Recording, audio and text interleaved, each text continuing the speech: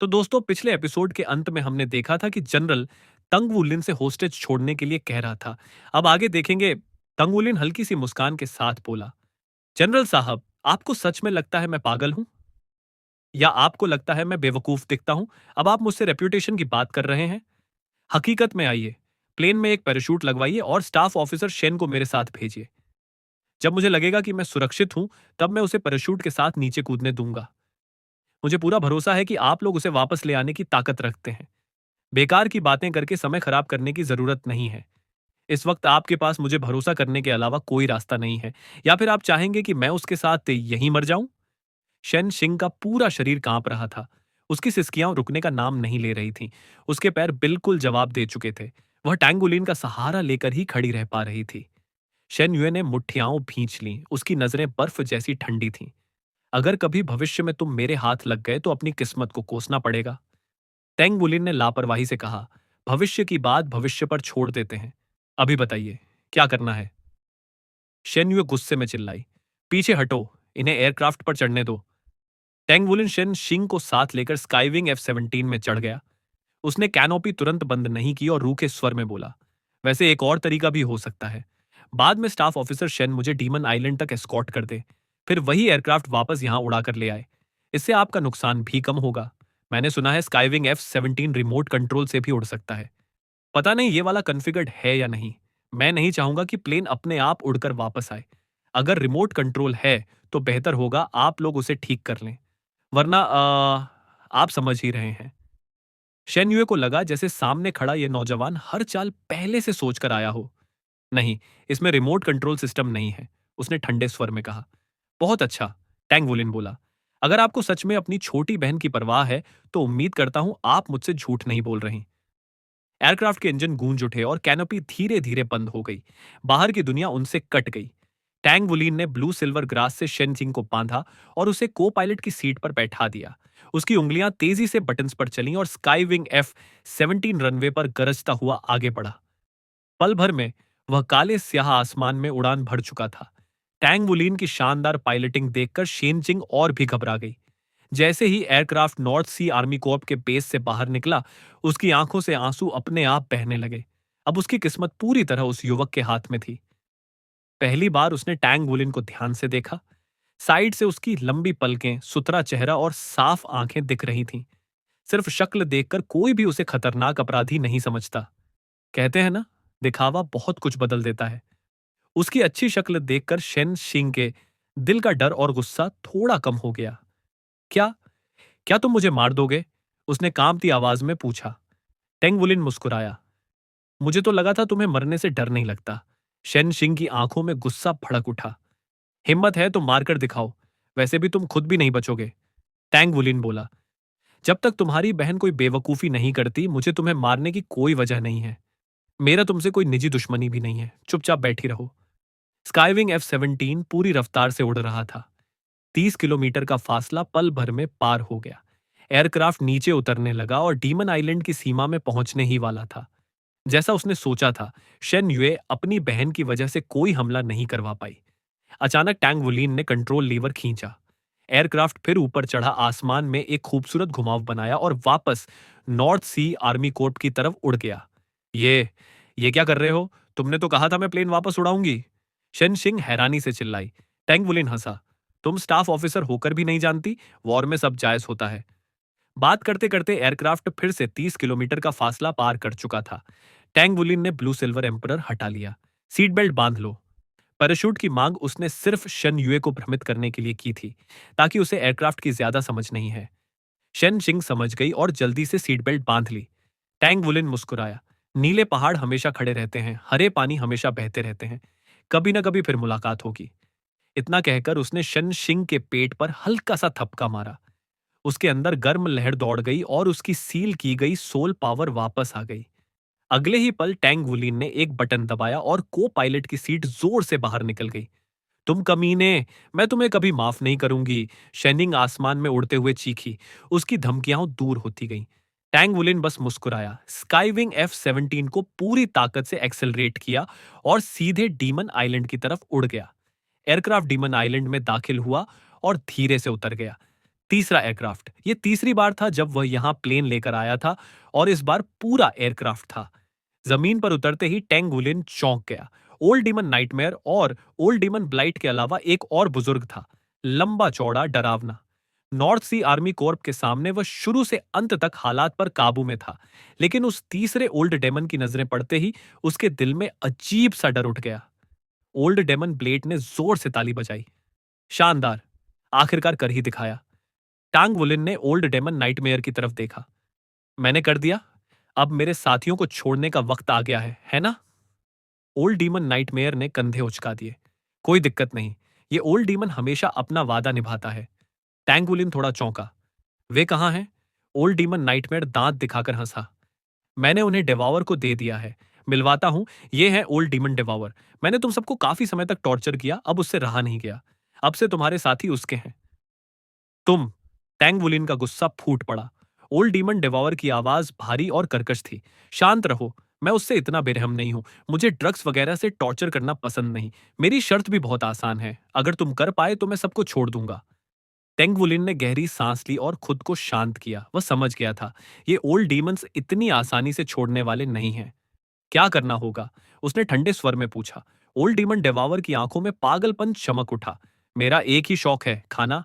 इसलिए मुझे old demon डेवावर कहते हैं। जो भी खाना मैं दूंगा, अगर तुम सब खत्म कर दोगे तो सब आजाद। खाना?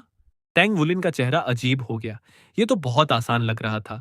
अगर उससे कोई पूछता कि वह किसमें सबसे अच्छा है तो फॉर्जिंग नहीं, खाना ही जवाब होता। ठीक है, टैंग वुलिन बोला। क्या खाना है? ओल्ड डीमन डेवावर आगे बढ़ा। टैंग वुलिन के कंधे पर हाथ रखा और अगले ही पल दोनों गायब हो गए। ओल्ड डीमन ब्लाइट ने नाइटमेयर की तरफ देखा। लगता है इस लड़के ने रिकॉर्ड तोड़ दिया। 3 महीने 6 दिन में समंदर पार किया, बेस में घुसा और एयरक्राफ्ट उड़ा लाया। ओल्ड डीमन नाइटमेयर ने उंगलियों पर गिनते हुए सिर हिलाया। पिछले 1500 साल में पहला है। फैटी भी पहुंचा था लेकिन तुरंत पकड़ लिया गया। ये टैंग वुलिन कैप्टन यूं ही नहीं बना। ओल्ड डीमन ब्लाइट मुस्कुराया। हमें इसके लिए और टॉर्चर ढूंढने होंगे, ये बहुत ज्यादा मजबूत है। ओल्ड डीमन नाइटमेयर फुसफुसाया। सबसे बेरहम तो तुम ही हो, और तुम जैसे बहुत इंसान बने बैठे हो। ब्लाइट हंसा। दृश्य बदला। टैंग वुलिन ने आंखें खोली तो वह घने जंगल में था, उसी घाटी में, लेकिन जिंदगी से भरे जंगल के बीच। हर बार जब टैंग वुलिन इस जगह से गुजरता था तो उसे लगता था जैसे वह फिर से श्रेक एकेडमी लौट आया हो। उसे अकादमी के वो दिन सच में बहुत याद आते थे। उस समय कल्टीवेशन भले ही कड़ी थी, लेकिन कम से कम शरीर और आत्मा को एक साथ रौंदने वाली यातनाएं तो नहीं थीं। पहला हिस्सा झेलना ही आसान नहीं था और अब दूसरा शुरू हो चुका था। ये उसकी पहली मुलाकात थी ओल्ड डेमन डवोर से। आखिर ये बूढ़ा दानव उससे क्या करवाना चाहता था? टांग वुलिन को सबसे ज्यादा चिंता अपने साथियों की हालत की थी। इतने लंबे समय से वह सबसे अलग था कि उसे जरा भी अंदाजा नहीं था कि उनके साथ क्या हुआ। वे जिंदा भी हैं या नहीं, उसे पता नहीं था। वह उनका कैप्टन था, वही सबको यहां मिलिट्री ट्रेनिंग के लिए लेकर आया था। अगर किसी के साथ कुछ भी गलत हुआ तो उसकी जिम्मेदारी उसी पर आती। ओल्ड डिमन डिफावर ने टैंग वुलिन का हाथ छोड़ दिया। उसकी आवाज भारी और कर्कश थी, जो जंगल में गूंज उठी। अपने साथियों की चिंता करने की जरूरत नहीं है। तुम्हें बस अपनी फिक्र करनी चाहिए। आराम से रहो, जब तक मेरे आदेश नहीं होंगे नाइटमेयर उनके साथ कुछ नहीं करेगा। उन्हें दूसरों को टॉर्चर करना पसंद है, मुझे नहीं। ऐसी घटिया चीजों में सिर्फ वही इमेच्योर डीमंस मजा लेते हैं। अगर तुम मेरे साथ चलोगे तो तुम्हारी जिंदगी उनसे कहीं ज्यादा आरामदायक होगी। जानते हो मुझे डिवॉर क्यों कहा जाता है? आरामदायक जिंदगी। टंगवुलिन का चेहरा शांत था, लेकिन उसके मन में बस एक ही बात गूंज रही थी। अगर मैं इस पर भरोसा करूं तो मैं सबसे बड़ा बेवकूफ हूं। शुरुआत में उसने ओल्ड डीमन ब्लाइट पर थोड़ा भरोसा किया था, लेकिन डिस्ट्रक्शन ऑरा को अब्सॉर्ब करने की यातना और उसके बाद जो कुछ हुआ, उसके बाद उसे साफ समझ आ गया था कि ब्लाइट और नाइटमेयर में कोई फर्क नहीं है। और सामने खड़ा ये भी एक ओल्ड डीमन ही था। ये भला उनसे बेहतर कैसे हो सकता था? बस टॉर्चर करने का तरीका अलग होगा। क्योंकि उसे पता नहीं था कि यह बूढ़ा दानव क्या चाहता है। टैंग वुलिन चुप रहा। उसके पास सहने के अलावा कोई रास्ता नहीं था। उसके दिल में शुरू से आखिर तक एक छोटी सी उम्मीद थी कि ये सब एकेडमी की परीक्षाएं हैं और ये ओल्ड डीमंस बस उन्हें परख रहे हैं। उसी उम्मीद के सहारे वह अब तक सब झेल पाया था। ओल्ड डीमन डेवावर ने टैंग गुलिन को गहराई से देखा। मुझे डेवावर इसलिए कहा जाता है क्योंकि मुझे खाना बहुत पसंद है। बहुत पहले से ही मुझे खाने का शौक था, और डीमन बनने के बाद तो और भी ज्यादा। इसलिए मैं उनसे अलग हूं। यहाँ कुछ करने को नहीं होता, इसलिए वे सब पागल हो चुके हैं। डीमन आइलैंड पर सिर्फ मैं ही हूं जिसने हमेशा मजा लिया है, और वो है खाना। जब तक खाने को मिलता रहता है, मुझे कभी बोरियत नहीं होती। खाना मुझे खुशी और सुख देता है।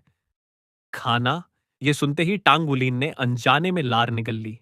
अगर दिन गिने जाए तो उसे यहाँ आए कम से कम 3 महीने हो चुके थे, और उसने एक दाना तक नहीं खाया था। वह पूरी तरह यहाँ की घनी लाइफ एनर्जी पर टिका हुआ था। इससे शरीर पर तो असर नहीं पड़ा, लेकिन जो इंसान खाने से ताकत लेने का आदी हो, उसके लिए बिना खाए रहना भी एक बड़ी यातना थी। और अब सामने एक ऐसा ओल्ड डीमन खड़ा था जो कह रहा था कि उसे खाना पसंद है। टैंगवुलिन के स्पिरिट सी में अचानक भूख की तेज लहर उठी। ये शरीर की नहीं बल्कि दिमाग की प्रतिक्रिया थी। ओल्ड डीमन डिवॉवर ने ये देखा और मुस्कुरा दिया। लगता है तुम्हें भी खाना पसंद है ना? उसने उंगलियां चटकाई। तो फिर हमारे बीच एक समानता है। अब से जो मैं खाऊंगा वही तुम भी खाओगे। मैं गारंटी देता हूं तुम बहुत आसानी से पास हो जाओगे। टैंगवुलिन ने बिना सोचे पूछा, क्या खाना होगा? ओल्ड डीमन डिवॉवर हंसा। घबराओ मत, मैं तुम्हें कुछ घिनौना नहीं खिलाऊंगा। जब खा रहे हैं तो ऐसा खाना होना चाहिए जिसमें न्यूट्रिएंट्स हों और जो खाने लायक हो। आओ लड़के। ये कहकर वह जंगल के अंदर बढ़ गया। टैंग वुलिन तुरंत उसके पीछे चल पड़ा। कुछ कदम चलने के बाद ओल्ड डीमन डिवावर रुक गया। वह एक गहरे हरे बैम्बू के पास झुका और मिट्टी खोदने लगा। उसने उंगली से हुक बनाकर एक मोटा गहरा हरा कीड़ा बाहर निकाला, करीब 3 इंच लंबा और उंगली जितना मोटा। वह कीड़ा पूरी तरह गहरा हरा था, थोड़ा पारदर्शी सा, और जोर जोर से तड़प रहा था। ओल्ड डीमन डिवावर ने फिर से मिट्टी खोदी और पल भर में दूसरा कीड़ा भी निकाल लिया। टैंग वुलिन के दिल में भयानक सा अंदेशा उठा। नहीं, ऐसा नहीं हो सकता। उसी पल उसने देखा कि ओल्ड डीमन डिवावर ने एक कीड़ा सीधे अपने मुंह में डाल लिया और चबाने लगा, जैसे कोई स्वादिष्ट चीज खा रहा हो। उसके होठों के कोनों से पीला सा तरल टपकने लगा। उफ! टैंग वुलिन ने पलटकर उल्टी करने की कोशिश की। यह हद से ज्यादा घिनौना था। उसे खाना बहुत पसंद था, लेकिन कीड़े? वो कभी सपने में भी ऐसा नहीं कर सकता था। तभी उसकी आंखों के सामने एक गहरा हरा साया आया। तड़पते शरीर पर बारीक पीले रोए साफ दिख रहे थे। टैंग बुलिन का चेहरा बदल गया और वह बिजली की तरह एक तरफ भागा। उसके लिए खाना हमेशा डुलू कॉन्टिनेंट की सबसे बड़ी खुशी थी। लेकिन इस वक्त इतने दिनों से भूखा होने के बावजूद उस घिनौने कीड़े को देखकर उसका शरीर खुद पर काबू नहीं रख पाया। वह बस वहां से भागना चाहता था, उस ओल्ड डिमन डिवावर से जितना दूर हो सके। वह पूरी ताकत से दौड़ा, टैंक सेक्ट की ghost shadow perplexing track, golden dragon flies की स्पीड, सब कुछ इस्तेमाल किया, लेकिन चाहे जितना भी तेज भागे, वह गहरा हरा कीड़ा उसकी आंखों के सामने ही लटकता रहा। वह दौड़ते दौड़ते उल्टियां करता रहा। अचानक उसे चक्कर आया। अगले ही पल वह जमीन पर दबा दिया गया। शरीर सुन्न पड़ गया। सोल पावर और ब्लड एसेंस पूरी तरह जकड़ दी गई। एक बड़ी हथेली ने उसकी नाक दबा दी। नाक बंद होते ही उसने सांस लेने के लिए मुंह खोला, और उसी पल उसने देखा कि वह तड़पता हुआ गहरा हरा कीड़ा उसके मुंह में ठूंस दिया गया। ओल्ड डिमन डिवावर ने एक हाथ से उसका जबड़ा ऊपर किया और उसका मुंह अपने आप बंद हो गया। मुंह के अंदर कीड़े के तड़पने का एहसास, टेंग वुलिन के रोंगटे खड़े हो गए। आंखों के सामने अंधेरा छा गया। शरीर घिन से बुरी तरह कांप उठा, लेकिन वह कुछ भी नहीं कर सकता था, एक उंगली तक नहीं हिला सकता था। ओल्ड डेमन डवॉर की कर्कश आवाज उसके कान के पास गूंजी। मैंने कहा था हम सिर्फ खाना खा रहे हैं, फिर भाग क्यों रहे थे? मुझे सबसे ज्यादा नफरत उन लोगों से है जो अपने खाने की इज्जत नहीं करते। जब तुम इसे खाने को तैयार नहीं हो तो मैं इसे तुम्हारी लार में धीरे धीरे पचने दूंगा। तुम महसूस करोगे कि ये तड़प रहा है, फिर एक पल आएगा जब ये तड़पना बंद कर देगा। फिर ये धीरे धीरे तरल बनकर तुम्हारे गले से नीचे उतरेगा, तुम्हारे शरीर का हिस्सा बन जाएगा। हम कितना शानदार एहसास है ना? इसमें लगभग 1 दिन लगता है। तुम ना हिल पाओगे ना कुछ कर पाओगे। तुम्हारी आंखों और चेहरे के भाव बदलते देखना, जैसे तुम इस डेलिकेसी का मजा ले रहे हो। आह, कितना आनंद! अब मुझे सोचने दो, कल हम क्या खाएंगे? तंगुलिन को लग रहा था कि वह हवाई जहाज उड़ाना सीख ले, या फिर डिस्ट्रक्टिव एनर्जी अब्सॉर्ब कर ले, यहां तक कि पूरे नॉर्थ सी आर्मी कॉर्प की तोपों के सामने खड़ा हो जाए। वह सब भी उसे मंजूर था। लेकिन इस हालत में होश में रहते हुए जो यातना वह झेल रहा था, उससे बेहतर उसे कुछ भी लगता। ओल्ड डीमन डेवावर ने जो कहा था उसमें जरा भी बढ़ा चढ़ाकर नहीं कहा गया था। टैंग वुलिन इस समय जिस दर्द से गुजर रहा था वह सिर्फ शरीर की नहीं, बल्कि दिमाग और आत्मा की भी यातना थी। हर बार जब टैंग वुलिन की चेतना डगमगाने लगती, उसे लगता कि उसका सी ऑफ स्पिरिट जोर से झकझोर दिया गया हो।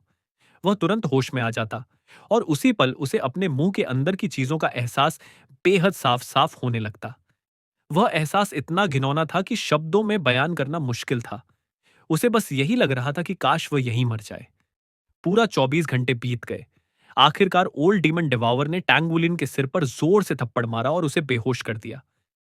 जब वह जमीन पर पड़े टैंगवुलिन को देख रहा था तभी उसके बगल में दो और आकृतियां प्रकट हुई, नाइटमेयर और ब्लाइट। मैं कह रहा हूं, कहीं मैं ज्यादा क्रूर तो नहीं हो गया? ओल्ड डीमन डिवावर ने चिंता जताते हुए कहा। मैंने तो बस उसे थोड़ा सा स्वादिष्ट खाना खिलाया है। बस सोचा था यह तरीका पहले कभी आजमाया नहीं था। कहीं इससे उसकी स्पिरिट इतनी ज्यादा उत्तेजित ना हो जाए कि वह पागल ही हो जाए।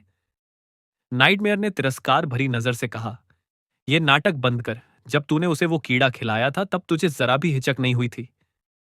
ओल्ड डीमन ब्लाइट ने गुस्से से दांत पीसते हुए कहा, तू सच में नीच और बेशर्म है।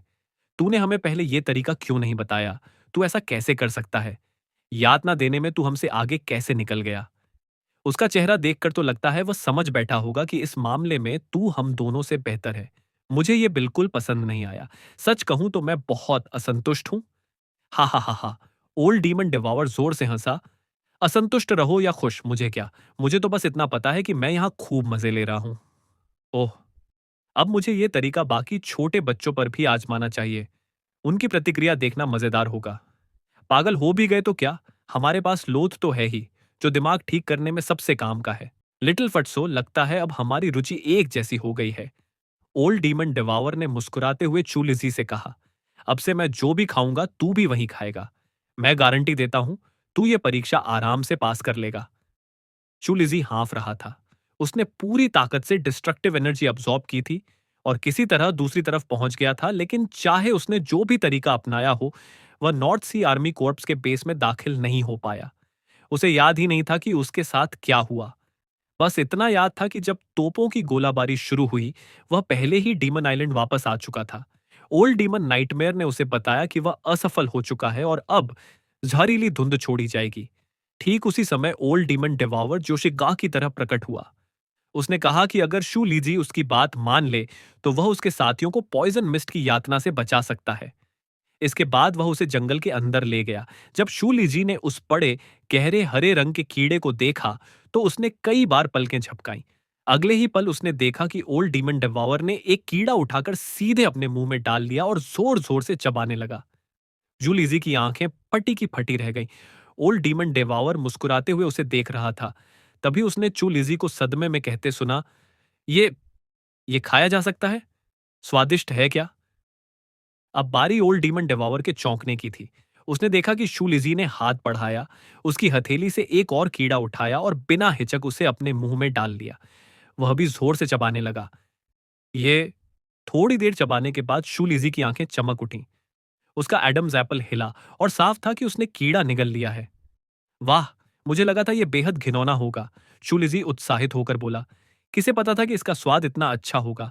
थोड़ा खट्टा और कसैला है, खट्टेपन में हल्की कड़वाहट है, लेकिन बाद में मीठा स्वाद आता है। सबसे मजेदार बात यह है कि इसमें बांस जैसी हल्की खुशबू है। खाने के बाद पेट में गर्माहट महसूस होती है, बड़ा आरामदायक लगता है। ये तो सच में स्वादिष्ट है। डीमन आइलैंड पर ऐसी चीज मिलेगी सोचा भी नहीं था। ये तो यहाँ की खासियत लगती है, और हैं क्या, मैं खुद एक और निकाल लेता हूँ। शूलिजी की खुशी देखकर ओल्ड डीमन डिवावर काफी देर तक अवाक खड़ा रहा। फिर बुदबुदाया, लिटिल फैट्सो, खाने पीने के मामले में तेरी प्रतिभा सच में अजीब है। वह अभी बोल ही रहा था कि उसने देखा शूलिजी पौधे के पास उकड़ूं बैठ गया और हाथों से मिट्टी खोदने लगा। एक ही चीज किसी के लिए मौत से भी बदतर यातना थी, तो किसी और के लिए चरम सुख का स्रोत। डीमन आइलैंड पर ऐसा नजारा पहले कभी नहीं देखा गया था।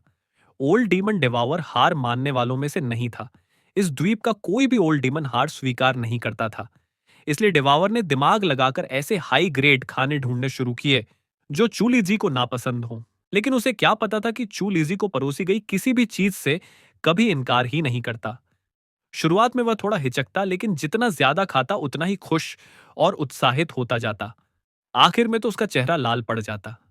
डीमन आइलैंड की उस घाटी में जो लाइफ सोर्स से भरपूर थी, वह बिना किसी की मदद के अलग अलग खाने खुद ढूंढने में माहिर हो गया।